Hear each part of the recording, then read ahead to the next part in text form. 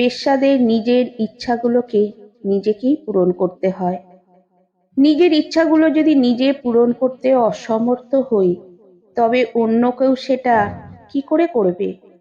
অন্য কারো কাছে নিজের ইচ্ছা প্রকাশ করা মানে তো শুধু হা হুতাশ করা, রুক্ষ সূক্ষ্ম মরুভূমিতে বৃথা জলের প্রার্থনা করা।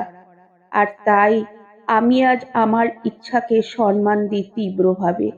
অনেকেই বারণ করেছিল বাচ্চাটা নিতে, আমি কারোর কথা শুনিনি। আমি আমার নিজের ইচ্ছায়, একান্ত নিজের ইচ্ছায় আমার মাতৃত্বকে বাঁচিয়ে রাখতে চেয়েছি। আমাদের পেশায় তো শরীরটাই সব। শরীর যতদিন থাকবে ততদিন খদ্দেরও আসবে। সোনাগাছি বেশ্যাপল্লীতে আমার জুড়িমেরা ভার। নতুন নতুন পদ্ধতি দিয়ে খদ্দেরকে খুশি করতে আমি ওস্তাদ। তার উপর একটু রূপ আছে, তাই সকলেই পাগল আমার জন্য।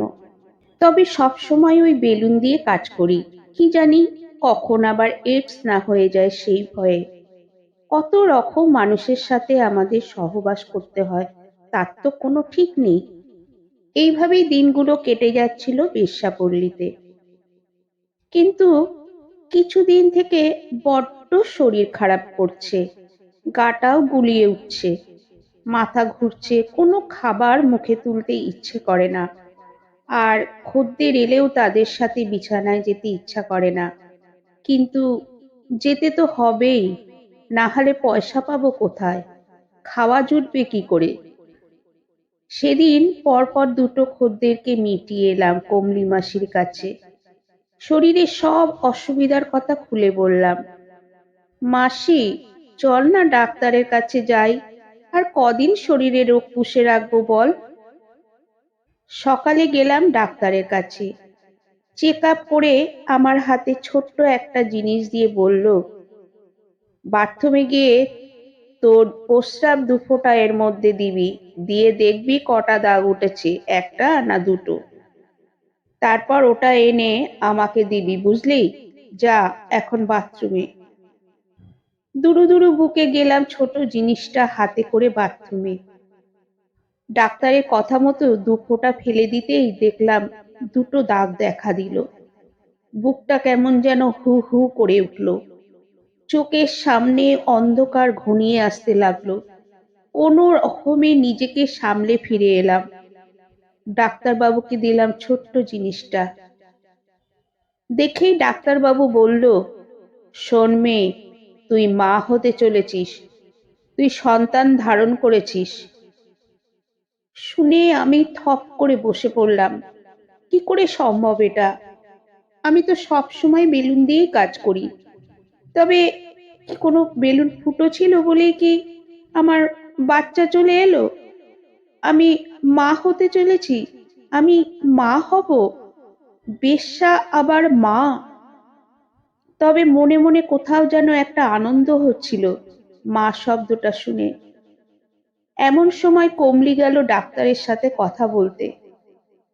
কমলি মাসি বলল, ডাক্তারবাবু, আমাদের এই পেশায় বাচ্চার মা হওয়া যে পাপ। আপনি এখনই এই বাচ্চাটাকে নষ্ট করে দিন। আমাদের বেশ্যাপল্লীতে মায়ের কদর নাই, কদর আছে শরীরের। আমি সবকিছু ভুলে তারস্বরে চিৎকার করে উঠলাম, না না না, কখনো না। আমি এই বাচ্চা নষ্ট করব না কিছুতেই। একে আমি জন্ম দেব, পৃথিবীর আলো দেখাবো। এ আমার অভিশপ্ত জীবনে আসার আলো। এ আমার কাছে ঈশ্বরের আশীর্বাদ। কমলি মাসি বলল, এসব পাগলামি করিস না মাগি।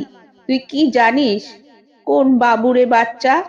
আর কি বা পরিচয় দিবি তোর বাচ্চার, বলতে পারিস? মাসি, আমি নিজেই জানি না কোন বাবুর এটা। তো তোকে বলি কেমন করে বল? তবে এই বাচ্চাটা আমি নেব। এ বড় হবে আমার পরিচয়ে। আমার পরিচয়ে ও বড় হবে। আমি ওর বাবা, আমি ওর মা। তোরা যা পারিসনি আমি তাই করব। বেশ্যা হলেও আমরা মানুষ।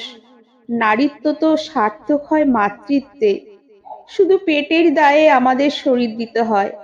যে বাবুরা আমাদের শরীরটা ভোগ করে, তারা সমাজে সম্মানিত। সব অপমান অসম্মান শুধু আমাদের বেশ্যামাগি হয়ে থাকতে হয় আমাদের। বেশ, তবে তাই হোক রে ভোমরা, তোর ইচ্ছাই পূরণ হোক। জানিস, আমারও মনে মা হবার বড় সাধ ছিল, কিন্তু হতে পারিনি। তবে এবার আমিও মা হব, তোর বাচ্চার মা। কি বলিস রে ভোমরা মাগি? দিবি তোরে তোর বাচ্চাটাকে মা বলে ডাকতে? কেন দেব না মাসি? এ বাচ্চা আমাদের বেশ্যাপল্লীর বাচ্চা। এর উপর তোদের সবার অধিকার। তোরা সবাই ওর মা হবি রে। পল্লীতে এখন নতুন অতিথি আসার অপেক্ষায় সবাই আছে। পল্লীর সব হবু মায়েরা ভোমরার খুব যত্ন করে, সব সময় চোখে চোখে রাখে। ভোমরা এখন আর খদ্দের ধরে না, ডাক্তারের কথা মতো চলে সব সময়। সময় এগিয়ে আসে, রাতে প্রসব বেদনা ওঠে খুব, যন্ত্রণায় কাতরাতে থাকে ভোমরা। কমলি মাসি সাহস দিয়ে বলে, অমন করিস না তো, আর একটু চাপ দে, আর একটু কোদ দে না রে মাগি, তবেই না ছেলেটা বের হবে পেট থেকে। কিছুক্ষণ পর ছোট্ট শিশুর কান্নার আওয়াজ শোনা গেল। সবাই ছোট্ট শিশুকে পেয়ে আনন্দে বিগলিত। বেশ্যাপল্লীর মেয়েরা আজ মা হয়েছে। সকলের মনে আনন্দ আর ধরে না। কমলি মাসি মিষ্টি আনিয়ে সকলকে খাওয়াতে লাগলো।